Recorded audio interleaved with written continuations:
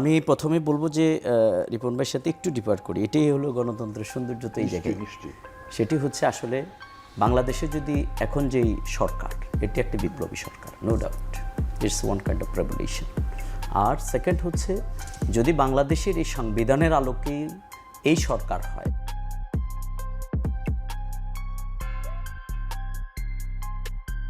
Doctor ইউনূসের অন্তর্বর্তীকালীন সরকার হয়, তাহলে সুপ্রিম কোর্টের অপিনিয়নের কোনো দরকার ছিল না। অপিনিয়নটা নেওয়া হয়েছে এই জন্য এখানে ফ্যাসিবাদের সেই দোসর অর্থাৎ প্রধানমন্ত্রী পালিয়ে গেছে, সে তার কোনো পরবর্তী কাউকে নিয়োগ দিয়ে যায়নি, সুতরাং এখানে অপিনিয়ন নিয়েই সে কাজটি করা হয়েছে। এখন আপনার আজকের যেই বিপ্লবী সরকার আমরা যেটাকে বলছি, আমরা যেই নতুন সংবিধানের আলোচনা করছি, সেখানে জুলাই সনদটা কেন আসলো? আপনার এটা তো কোনো স্বাভাবিক গতি নেই যে আজকে ফেব্রুয়ারিতে আমরা যে আন্দোলন নির্বাচনের কথা বলছি, ফেব্রুয়ারি কি নির্বাচন হওয়ার কথা, এই সংবিধানের আলোকে ওই সব একটা সরকার তো শপথ নিয়েছে, সুতরাং সেই সংবিধানের নির্বাচন হবে কিন্তু আপনার আরও অনেক পর, আরও এখনও 3 বছরের মতো বাকি।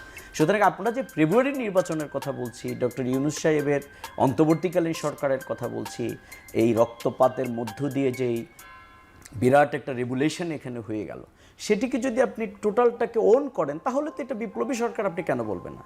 বিপ্লব হয়ে মানুষ জীবন দিল, হাজার হাজার মানুষ জীবন দিল। আমি আজকেও বলেছি যে আওয়ামী লীগ যে কাজ করেছে, এটা বাংলাদেশের কোনো রাজনৈতিক দল আগেও করে নাই এবং আগামী দিনে করবে বলে আমাদের কাউকে দেখে মনে হয় না।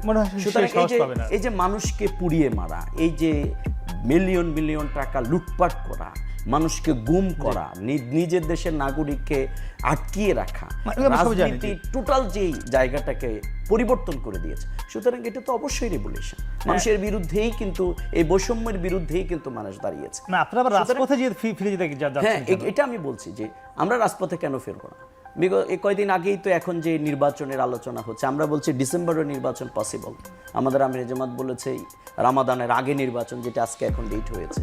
তো এই বিএনপি তো এই ইউনূস সরকারকে বলেছে যে আপনারা অবৈধ, আপনারা কোত্থেকে এসছেন, আপনাকে অত্যন্ত লজ্জাজনকভাবে বিদায় নিতে হবে, আপনাকে ইলেকশন দিতে হবে, যমুনা ঘেরাও করা হবে। আমি মনে করি এই জায়গায় বিএনপির আমাদের যেই নেত্রী, আপসহীন নেত্রী বেগম খালেদা জিয়াই বিএনপিকে সেই গাইডলাইনটা দিয়েছে। তিনি বলেছেন নাই সরকারের সাথে আমাদের সেই টাসেলে না গিয়ে বরং আমাদের একটা জায়গায় যেতে হবে। সেটাতে গিয়ে তো তিনিও পরবর্তী জায়গাটা ঘোষণা করেছেন। এখন কি কথার ভিত্তিতে ইউনূস সাহেব আজকে সব ব্যাপারে এত চুপচাপ হয়ে গেলেন, আমাদের প্রশ্নের জায়গাটা সেটি, যে কারণ তিনি যেই বিপ্লবী সরকার, অর্থাৎ ইউনূস সাহেবের নাম কি, অর্থাৎ তার সরকারের নাম কি, এটা তাকেই রাখতে হবে। আর সেটি রাখতে হলে আপনার জুলাই সনদের মাধ্যমে রাখতে হবে, জুলাইকে আইনি ভিত্তি দেওয়ার মাধ্যমে রাখতে হবে। যারা জীবন দিয়েছে, বিপ্লব এবং বিপ্লবী, তাদেরকে আপনার মর্যাদার জায়গায় নিয়ে যেতে হবে। আপনি শুধু অর্থবিত্ত দিয়ে কাউকে মর্যাদা দিলে হবে না, অর্থাৎ রাষ্ট্রীয় কাঠামোর মধ্য দিয়ে সেটি হতে হবে। আর সেটির জন্য আপনি যেভাবে সুপ্রিম কোর্টের অপিনিয়নের মধ্য দিয়ে সরকার গঠিত হয়েছে, আপনি সেখানে গণভোট দিতে পারেন, আপনি সেখানে অধ্যাদেশের মাধ্যমে দিতে পারেন।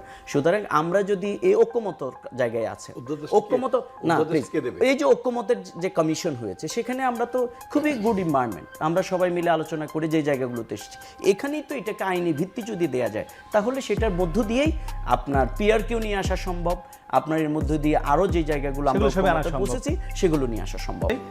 মাসুদ ভাই, শুনছেন আপনি? হ্যাঁ, কেন শুনবো না, বলেন না আপনি। জানতে চাচ্ছিলাম যে এই বিএনপি 24কে নিয়ে গণঅভ্যুত্থান বলা, বিপ্লব বলা, কি হবে না হবে, মানে এখনো 1 বছর পরে সেই প্রশ্নগুলো থাকছে কেন? আসলে এই প্রশ্ন কেন তুলতেছেন আমি জানি না। আমি আপনাকে বলি, শুনেন,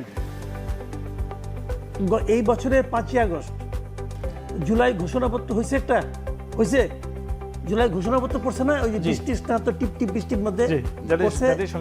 হ্যাঁ, আমি আপনাকে ওইটার 20 নম্বর এটা পড়ে শোনাই। যেহেতু জনগণের দাবি অনুযায়ী এরপর অবৈধ দ্বাদশ জাতীয় সংসদ ভেঙে দেওয়া হয় এবং সংবিধানের 106 অনুচ্ছেদ অনুসারে সুপ্রিম কোর্টের মতামতের আলোকে, এখন শুনেন, সাংবিধানিকভাবে ডক্টর ইউনূসের নেতৃত্বে 8 আগস্ট 2024 তারিখে একটি অন্তর্বর্তীকালীন সরকার গঠন করা হয়। কিভাবে গঠন করা হয়? সাংবিধানিকভাবে। ক্লিয়ার কথাটা বুঝতে পারছেন? সাংবিধানিকভাবে একটা সরকার গঠন করা হয়েছে সুপ্রিম কোর্টের মতামত নিয়ে।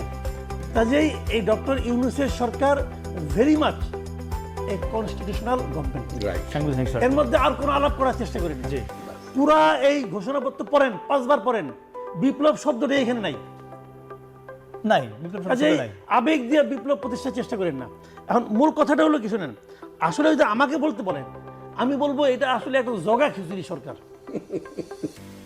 জাস্ট জগা খিচুড়ি সরকার। সরকার গঠন করা হয়েছে সাংবিধানিকভাবে, গঠন করার পর তারা একের পর এক সংবিধান লঙ্ঘন করছে, একের পর এক করছে। যে জিনিসটা নাকি এটা তারা ভুল করছে একটা, এখানে অনেক জ্ঞানী লোক ছিল তো, ওই যে অতি সন্ন্যাসীতে গাজর নষ্ট বলে না, ঘটনা হচ্ছে এখানে আর কি, জ্ঞানী লোকের সমাহার হয়েছে। কিছু লোক আছে জ্ঞানী, বেশি জ্ঞানী, আবার কিছু লোক আছে কিছুই বুঝে না, তারা মিলে এটা বানাইছে আর কি। যারা কিছুই বুঝে না তারাও আবার গুরুত্বপূর্ণ দায়িত্বে ছিল। উচিত ছিল কি প্রথমে দায়িত্ব নিয়েই এই সংবিধানটাকে হয় স্থগিত করে দেওয়া অথবা বাতিল করে দেওয়া। সেটা কেন হলো না আপনার কি মনে হয়?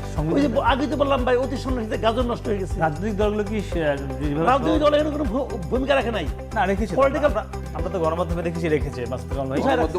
আচ্ছা ঠিক আছে, উনি তো আপনি তো মাঝে মাঝে থামাচ্ছেন, আমি আপনাকে উল্টা বলি, কোথায় রাখছে ভূমিকা বলেন? না আমরা তো দেখেছি যে কোথায় রাখছে? তখন 5 আগস্টে বিভিন্ন জায়গায় যে হয়েছে? মিটিং হয়েছে, Meeting এ সেখান দেখেছি। থেকে বলা হয়েছে, তখন সরকার গঠন করার কথা বলা হ্যাঁ। হয়েছে, সেখান তো- থেকে না করা হয়েছে। আমরা তো এসেছে খবরগুলো, নিশ্চয়ই আপনি দেখেছেন। ওরা কি করবে? ওদেরকে কি সংবিধান রাখা যাবে কি যাবে না এই প্রশ্ন কেউ করছে? না, কিন্তু রাজনৈতিক দলগুলো তখন যারা ছিল তাদের তো একটা মতামতের ব্যাপার ছিল কিনা? তারা মতামত দিচ্ছে যে আপনি এটা গভর্নমেন্ট করেন। এখন গভর্নমেন্ট করার সময় গভর্নমেন্ট যারা করবে তাদের তো বুঝতে হবে আমরা কিভাবে গভর্নমেন্টটা করব, তারা তো বুঝতে হবে। তারা সুপ্রিম কোর্টে নিয়ে তারা একটা সাংবিধানিক সরকার করছে, করার পরে তাদের মধ্যে আবার কেউ কেউ আছে তারা সংবিধান মানবে না, তারা সংবিধান মানে না। এই সংবিধান অনেক ক্ষেত্রে তারা মানে না, তারা সংবিধানের অনুযায়ী শপথ দিছে, শপথ দিয়ে সংবিধান মানে না। এদের বিরুদ্ধে কিছু হয় নাই, কারণ তারা ক্ষমতা আছে। শুনেন আমি আপনাকে বলি, আপনি যখন একটা প্রশ্ন করেন ওই প্রশ্নের উত্তর 30 সেকেন্ডে হয় না, প্রশ্নের উত্তর মিনিমাম 2 মিনিট লাগে। 2 মিনিট আপনি কোনো আওয়াজ করবেন না, 2 মিনিট তো 2 মিনিট আপনি আওয়াজ করবেন, আপনি ঘুরে যান, স্টপ নেন, তারপর আলাপ করেন।